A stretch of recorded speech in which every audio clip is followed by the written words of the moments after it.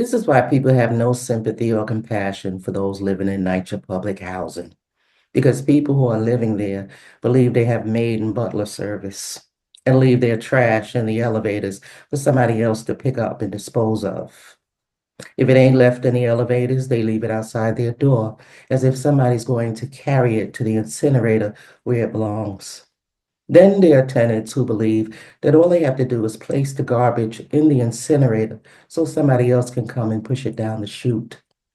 So those attempting to properly dispose of the garbage have to push down yours, which is blocking them from doing so.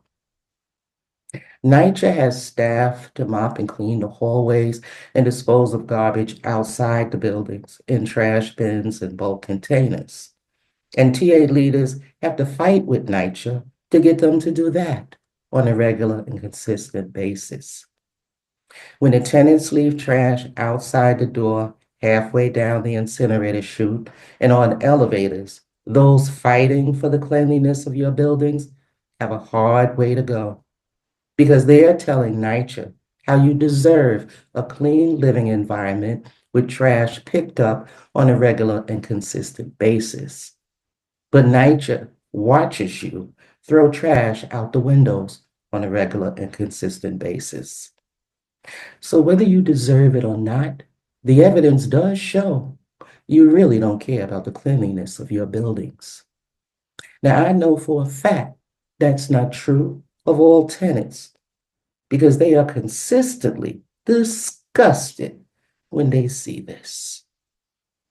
But when NYCHA threatens to evict or is slow in applying payments to rent owed and due, and you want to protest and go on the media showing the conditions you've been made to live in, and the public calls you nasty and undeserving of payments to rent that you yourself didn't pay, they don't care that it was due to COVID. They don't care that you weren't allowed to work. All they recall is the nastiness. They don't have a damn thing to do with you not getting a repair made and done on time. Because what they see is what the tenant themselves have done, who have housing which is cheap and affordable, while everybody else's is rocketing sky high to where they can't even hardly pay the rent. And if you abuse it, you're going to lose it. Not because of garbage being placed in the wrong place, but because you will not have the support that's needed when they come to displace you out of these developments through privatization.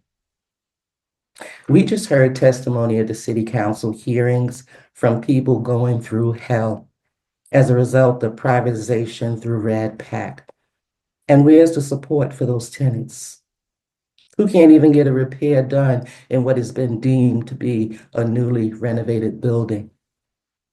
Where's the support of the tenants who are living in these apartments as construction is taking place and the dust is flowing through their windows, landing on their furniture and inside their lungs?